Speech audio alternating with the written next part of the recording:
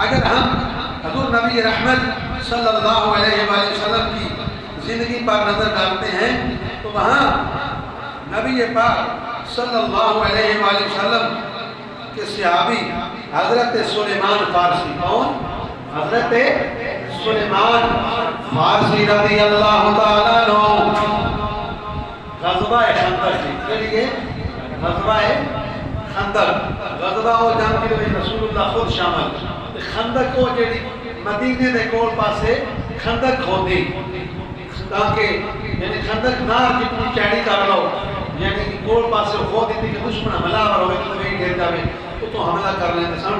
تو جب وہ غزوہ خندق ہونے لگی نبی پاک صلی اللہ علیہ وآلہ وسلم نے صحابہ نال مشورہ کیتا چاہے جاتے آئے کہ سلیمان فارسی آدھے یا رسول اللہ یعنی سپاہی دا کی کام ہے کہ مشورے دینے رائے دینے جتے جنرل آ کے ہوتے کھڑے ہو جاؤ جتے چیف آف کمانڈر آ کے کھڑے ہو جاؤ لڑنا شروع کر دو چاہے جاتے آئے سلیمان فارسی یہ کہتے کہ میرا کام ہے لڑنا رسول اللہ جتے کھڑا دے ہوتے کھڑے ہو جانا نہیں یہ سلیمان فارسی نے سوچ نہیں دیتی سن یہ پیغام ہے سلیمان فارسی نے ہاتھ بان کے رسول اللہ کے سامنے کھڑے ہو گئے یا رسول اللہ اگر اجازت ہوئے میں ایک رائے دینا چاہنا میں ایک مشورہ دینا چاہنا یا رسول اللہ میری رائے کسی جنو ایران دے اندر ہوتے سانا ایران تے جنو حملہ ہونے لگتا ہے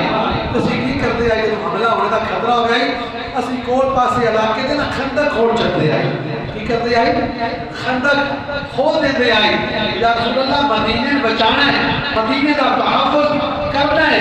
میری چھوٹی جی ریکویسٹ میرا مشورہ میری رائے یہ ہے یا رسول اللہ عرض یہ ہے کہ مدینے بچانے واسطے ایران میں جو میں لوگ کرتے ہیں کہ کول پاسے خندق کھول دیتے ہیں اسی طرح مدینہ تو نور دے اندر دائیں بائیں جڑی خندق کھولتی جائے تاکہ دشمن جڑا ہے وہ ناکام ہو جائے میرے آقا کریم صلی اللہ علیہ وسلم دی اس سلیمان دی رائے قبول کیتا اور وہ دے مطابق مدینہ دے کول پاسے خندق یعنی کھول دیتی برادران اسلام